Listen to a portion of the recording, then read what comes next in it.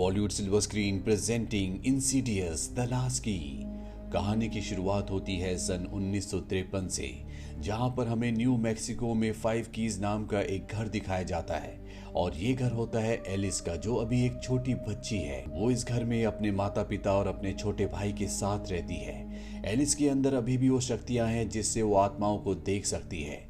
और जब वो अपने और अपने भाई के कमरे में जाती है, वहां पर उनके खिलौने बिखरे हुए होते हैं। एलिस अपनी मॉम को बताती है कि ये उसी बच्चे की आत्मा करती है जो हमारे घर में रहती है। एलिस की मॉम को विश्वास है कि वो सच कह रही है। उसकी मॉम जानती है कि उसके अंदर कुछ खास शक्तियां हैं, लेकिन एलिस के पिता एलिस की किसी बात पर विश्वास नहीं करते। एलिस का छोटा भाई अपनी मॉम से कहता है कि मुझे डर लगता है, इसीलिए उसकी मॉम उसे एक सीटी देती है और कहती है कि जब भी तुम्हें डर लगे तुम इस सीटी को बजाना, मैं आ जाऊंगी।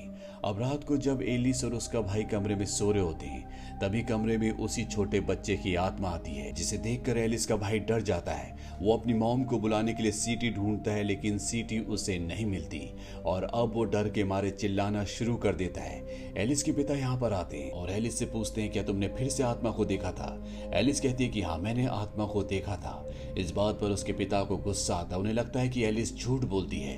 वो एलिस को बुरी तरह से मारते हैं और नीचे बेसमेंट में बंद कर देते हैं। और कुछ ही देर बाद बेसमेंट की लाइट चली जाती है, चारों तरफ अंधेरा हो जाता है। तभी वहां पर एक आवाज आती है और वो एलिस को कहती है कि अगर तुम्हें रोशनी चाहिए तो तुम्हें इस दरवाजे को खोलना होगा। वहां की होल से एक रोशनी उसी की तरफ आ रही होती है और इस दरवाजे की चाबी वहीं पर होती है। इसके बाद एलिस उस दरवाजे को खोल देती है। दरअसल ये एक दूसरी दुनिया का दरवाजा है और जैसे ही दरवाजा खुलता है, उसके अंदर से एक शैतानी आत्मा आती है जो एलिस के शरीर पर अपना कब्जा कर लेती है और इसके बाद उसकी मॉम को मार देती है।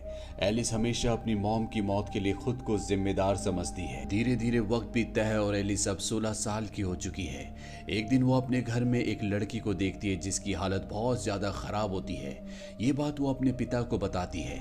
उसके पिता एलिस की मॉम की मौत के बाद अब पूरी तरह से दिमागी रूप से स्टेबल नहीं है। वो एलिस की किसी बात पर विश्वास नहीं करते, इसीलिए एलिस के ऊपर हाथ उठाते हैं, पर एलिस भी उनका सामना करती है और वो अपने पिता को और अपने छोटे भाई को हमेशा के लिए छोड़कर घर से निकल जाती है। यहाँ से कहानी सन 2010 में आती है, जहाँ पर एलिस को दिखाया जाता है जो अपने 2 साथियों के साथ उन लोगों की मदद करती है जो आत्माओं से परेशान हैं, जिनके घर पर बुरी आत्माओं का वास है। और एक दिन उससे टेड नाम के एक आदमी का मैक्सिको से कॉल आता है, जो उसे बताता है कि उसके घर में कुछ अजीब हो रहा है।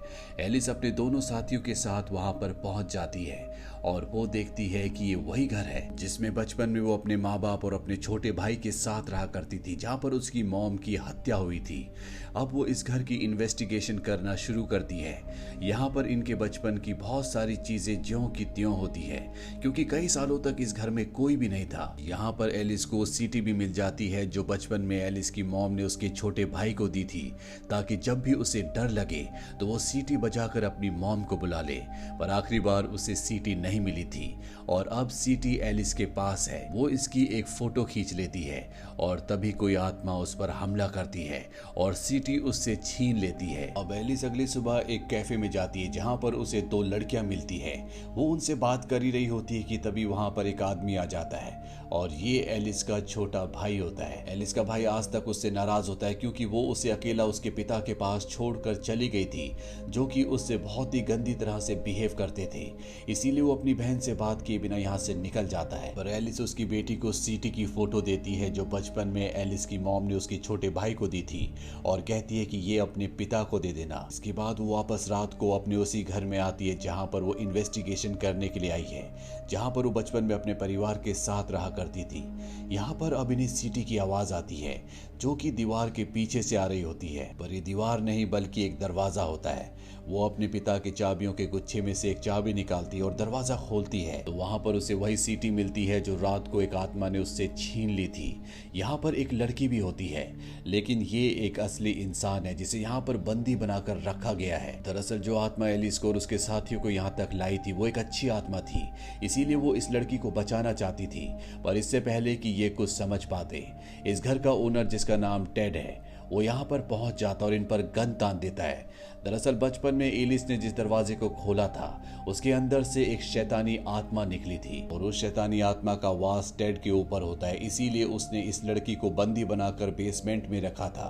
पर इससे पहले कि वो इन सब को यहाँ पर बंदी बनाकर रखता, एलिस का यहाँ पर दूसरा साथी आ जाता है जो टेड को मार देता है। अगले दिन एलिस पुलिस स्टेशन में जाती है जहाँ पर उसे पता चलता है कि जो लड़की बेसमेंट में बंदी थी उसे पुलिस 4 महीने से ढूंढ रही थी।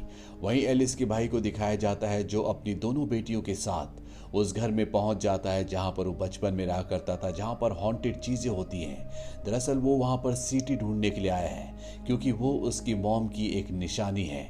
उसकी बड़ी बेटी नीचे बेसमेंट में चली जाती है और तभी एक शैतानी आत्मा उस पर हमला करती है और उसकी आत्मा को आत्माओं की दुनिया में कैद कर देती है, जिसे द फर्दर कहा जाता है, जिस वजह से इंसानों की दुनिया में वो कोमा में चली जाती है।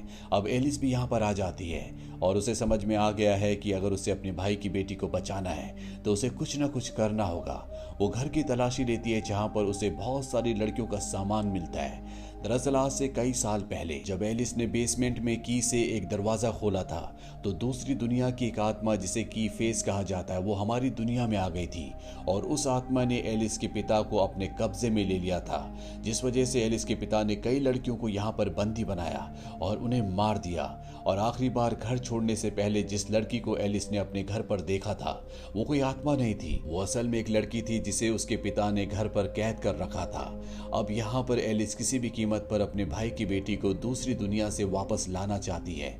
वो घर पर इन्वेस्टिगेशन करना शुरू कर देती है और जब वो एक सूटकेस खोलती है तो उसके अंदर से की फेस निकलता है और वो उसकी आत्मा को भी फर्दर में यानी कि आत्माओं की दुनिया में कैद कर लेता है। उस दुनिया में जाने के बाद एलिस को अपने बचपन का रूप दिखता है। छोटी एलिस अपने भविष्य के रूप को बताती है कि उसकी फेस के पास ऐसी चाबियां हैं जिससे वो दूसरी दुनिया को और हमारी दुनिया को कनेक्ट कर सकता है और उसे कनेक्ट करने के लिए जो दरवाजे खोलने होते हैं उसने वो सारे के सारे दरवाजे खोल दिए हैं। बड़ी एलिस अपने छोटे रूप से कहती है कि तुम्हें डरना नहीं चाहिए, तुम्हारे अंदर बहुत सारी शक्तियां हैं और तभी उसके पीछे से की फेस आता और उसे पकड़ लेता है। वहीं इंसानों की दुनिया में एलिस के भाई की दूसरी बेटी को दिखाया जाता है जो बताती है कि उसके अंदर भी ऐसी शक्तियां हैं जिससे वो आत्माओं की दुनिया में जा सकती है। और अब वो एलिस को और अपनी बहन को बचाने के लिए आत्माओं की दुनिया में पहुंच जाती है जहां पर उसे उस लड़की की आत्मा मिलती है जिसे आज से कई साल पहले एलिस के पिता ने कैद किया था, जिसे एलिस ने एक आत्मा समझ लिया था।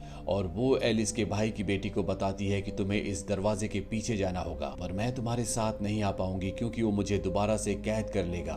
एलिस की भाई की बेटी दरवाजे की दूसरी तरफ जाती है जहां पर बहुत सारे सेल्स होते हैं। वहीं हमें एलिस को दिखाया जाता है जो उन्हीं सेल्स में से एक सेल के अंदर होती है। तभी वहां पर की फेस आता है और वो दूसरे सेल का दरवाजा खोलता है जिसके अंदर से एलिस के पिता आते हैं। एलिस अपने पिता से नफरत करती है क्योंकि बचपन में वो उसे बहुत मारा करते थे। की फेस एलिस को एक स्टिक देता है और कहता है कि तुम अपना बदला ले सकती हो। एलिस अपने पिता को उसी तरह से मारना शुरू कर देती है जिस तरह से वो उसे मारा करते थे और जब वो ऐसा करती है तो की फेस को ताकत मिलती है क्योंकि इंसानों की नफरत से की फेस और भी ताकतवर होता है।